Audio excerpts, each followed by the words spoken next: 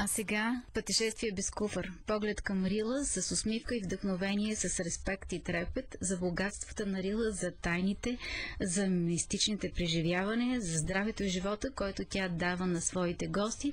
Ще говорим с авторката на книгата "Опити за преодоляване на земното притегляне" Пепа Гергинова, която се е нарекла Петра. Здравейте! Вие сте архитект и това е ваше хоби, играта с думите. Да, бих казала за себе си, че освен архитект, майка на 3 дъщери, които са оперни певици, баба на 2 внука, аз съм и любител планинар, фотограф и писател, като употребявам думата любител не в смисъл на дилетант, а на влюбен човек, защото аз наистина съм влюбена в планината и тази книжка е плод на моята любов към нея и на преклонението ми пред красотата и величието на Божието творение. Всъщност започвате с една много интересна притча книгата. Притчата не е авторска, но съм я сложила в началото на книгата, защото смятам, че дава прекрасна представа за съдържанието на книгата. Когато Създателят сътворил света, той най-напред създал богатите и плодородни равнини, в които хората да намерят препитания. Тогава майката на света казала: в равнините хората ще намерят хляб и търговия, но когато злото замърси равнините, къде ще отидат чистите духом, за да се укрепят? Дай им криле или създай планини, за да могат да се спасят от злото. Тогава Създателят отвърнал: рано е още да им се дадат криле. Те ще понесат на тях смърт и разруха, но ще им дам планини. Нека някой да се страхуват от тях, но за тези, които искат да ме познаят, те ще бъдат спасени. Наистина много хора търсят спасение и не случайно най-големите адепти са скрити някъде в Тибет, в тези тайнствени недра на планините, но нашите планини също са свещени. Не говоря само за Рила, а за всички български планини, но Рила като че ли е един много магичен и таинствен център. През вашия поглед, през вашия ум и сърце, какво представлява тя? Рила наистина е едно невероятно мистично и магическо място. Въобще, за мен планината е граница между духовния и физическия свят. И общуването с нея е една истинска магия, в която съм посветила вече дори и своите внуци. Опити за преодоляване на земното притегляне. Като го преодолеем това притегляне, къде ще се озовем? Заглавието съдържа известна нотка хумор, защото аз съм зодия Телец, при това с асцендент Дева, и за мен силата на земното притегляне е двойно по-голяма, но душата ми ме тегли все нагоре към върховете и тялото ми ще не ще я следва, макар понякога да се връща с по някой щупен крайник, случки, които са описани в тази книжка. Но това не е пречка да се откаже от общуването с планината, затова в планинарските среди съм известна като лудата глава, която си троши краката по върховете, но не се отказва от планината. Въпреки това ще кажа, че не смятам себе си за търсач на силни усещания, за екстремист, а още по-малко за сървайвър, какъвто е един от героите в тази книга.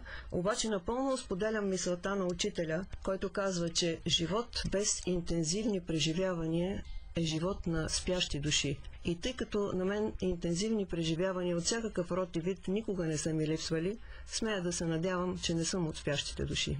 Всъщност аз, като заговорихте за Петър Дънов, ми идва на ум нещо друго, което той е казал, че човек, когато се качва в планината, трябва да бъде с много чисто съзнание, без никакви корисни или пък страхове или някакви критични мисли в главата си, защото моментално се случват някакви неща, най-малкото от които е да се развали времето. Така е, наистина. Забелязвала съм, че когато групата, с която сме в планината, е хармонична, хората са хармонични помежду си, когато имат светли мисли и чувства, времето винаги е хубаво.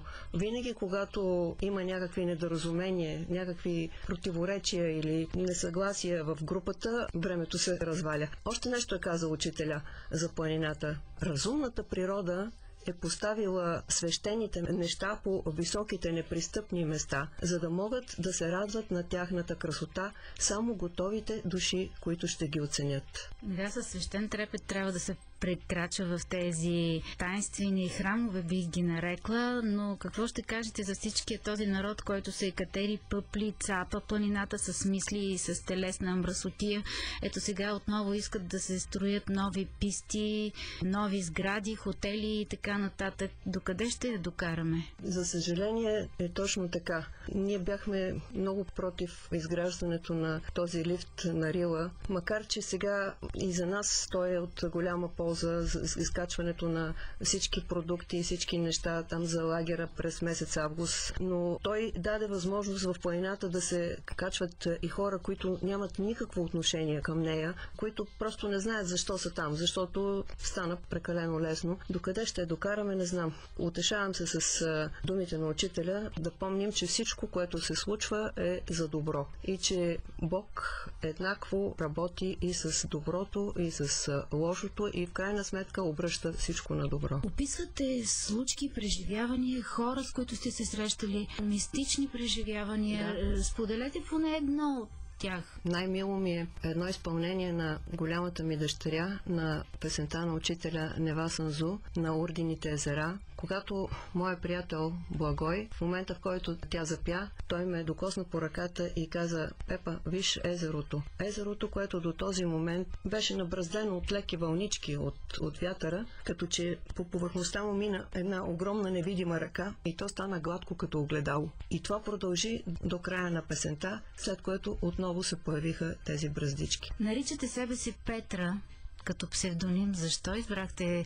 Името влияе и на човека, ако го промени или си сложи псевдоним?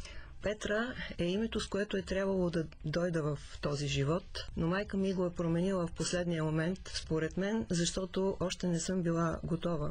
Аз и сега не съм готова за това име, защото то означава скала, твърд и символизира твърдост и устойчивост на характера и убежденията, които все още ми липсват, но искрено се стремя към тях и се надявам един ден да успея да стана истинска Петра. Всъщност най-важното, което носи като послание тази книга?